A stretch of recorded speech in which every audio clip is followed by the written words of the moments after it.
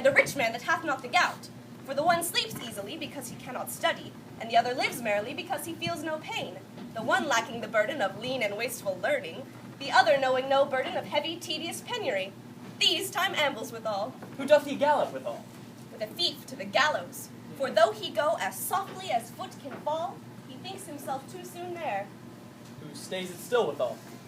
With lawyers in the vacation, for they sleep between term and term, and then they perceive not how time moves. Where dwell you, pretty youth? With this shepherdess, my sister, here in the skirts of the forest, like fringe upon a petticoat.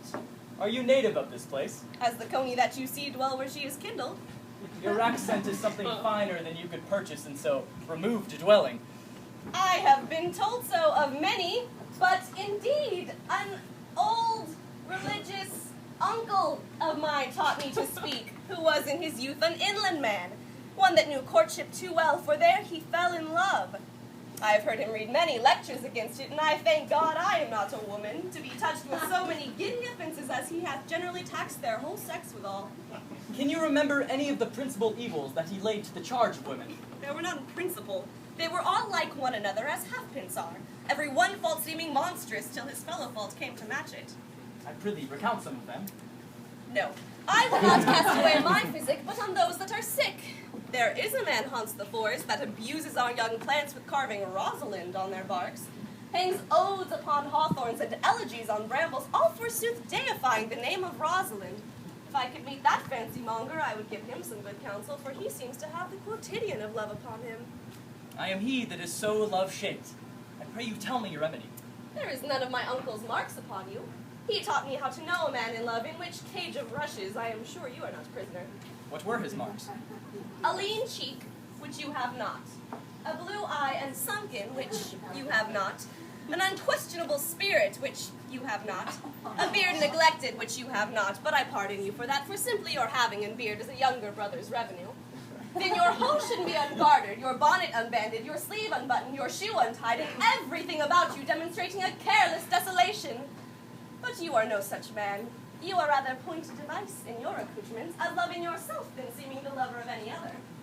Fair youth, I would I could make thee believe I love. Me believe it? You may as soon make her that you love believe it, which I warrant she is apter to do than to confess she does.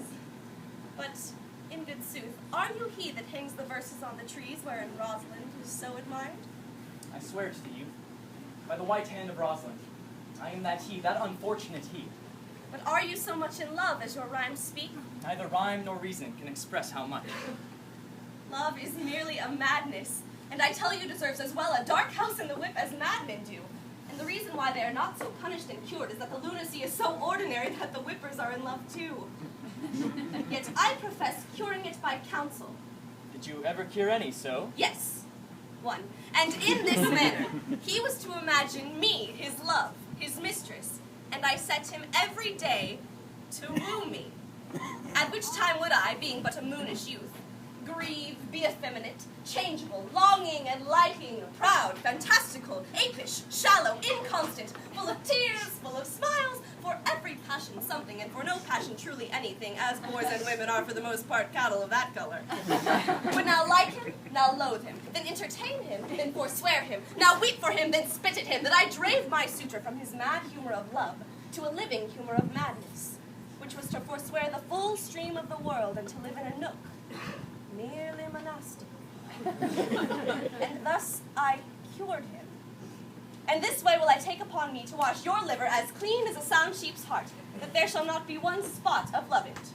I would not be cured, youth. I would cure you, if you would but call me Rosalind, and come every day to my cot, and woo me.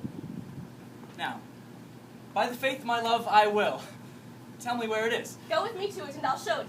And by the way, you shall tell me where in the forest you live. Will you go? With all my heart, good youth. Nay, you must call me Rosalind. Come, sister, will you go?